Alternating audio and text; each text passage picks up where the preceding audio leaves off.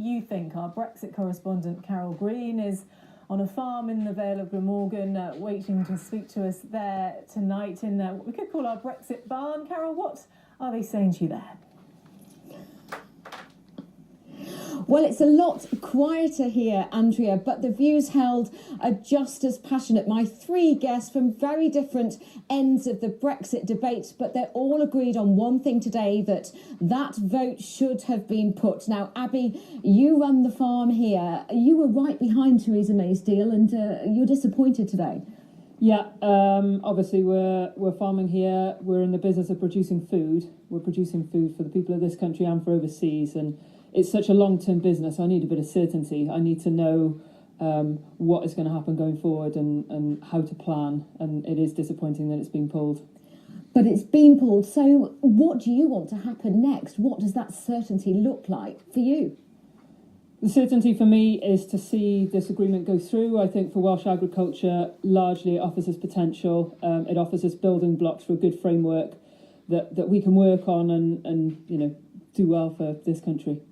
So not a perfect deal, but Abby backing it. Now, David, Wales for Europe. You were disappointed the vote wasn't put, but you want something very different. We do. We want Theresa May's deal to be rejected by Parliament. We want it to be put to the British people so the British people can have a choice between Theresa May's deal or the deal that we've got now, which is the best deal. Now, our next guest, Neil Hamilton, you'd say the people have had their say, they have had their choice. You're very happy to go without a deal. Yeah, the government said when the referendum was held that they would abide by the people's decision, and that promise must be kept.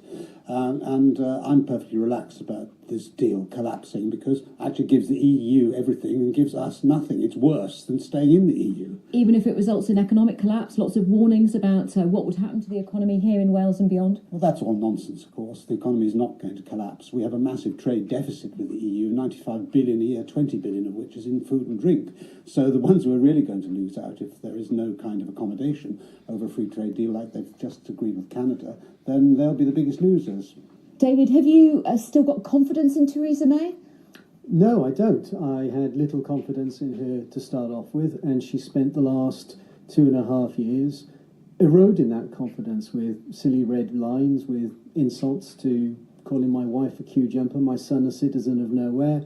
And she seems happy, just like Neil would be happy, to put barriers between him and his family, him and the epilepsy medication that he needs. You're shaking your head there, Neil. Well, this is nonsense. I mean, we're not going to ban the import of medicines from the EU, and the EU is going to carry on wanting to sell us. And there are plenty of places we can buy medicines from all around the world anyway. These kind of scare stories have actually, I think, been one of the reasons why the support for Brexit is just as strong today as it was 2 years ago. To what extent, though, have the politicians just forgotten about the people here, that it's just all been about them? Well, Theresa May's a Remainer, the Cabinet is a majority of Remainers, a majority of MPs are Remainers. This so-called negotiation process has been completely messed up because the people who are doing it don't believe in it. David, what do you want to see next? I want to see a people's vote. I want to see if Neil thinks that the people are still behind Brexit. Let's put it to the test. Let's ask them. So don't be scared of another vote. Abby, from your point of view, you've got a business to run here whilst the politicians are bashing it out between themselves. You've got to get on with making money and creating those jobs. Yeah, there's been enough dancing around. There's been enough voting, enough banter. We need to move on now. We need to start getting some serious plans in place so that businesses like mine can actually look to surviving into a completely different era. David, there's calling for a people's vote. Is that something you'd consider? I think we have a Prime Minister who has a plan. I'm happy to follow that plan. Well, somebody there with confidence in Theresa May as she shuttles round those European capitals tonight. But we'll have to see people's vote or a no confidence motion in the Prime Minister. And we'll find out, I'm sure, in the next week or two. Carol Green with your guests there. Thank you very much indeed.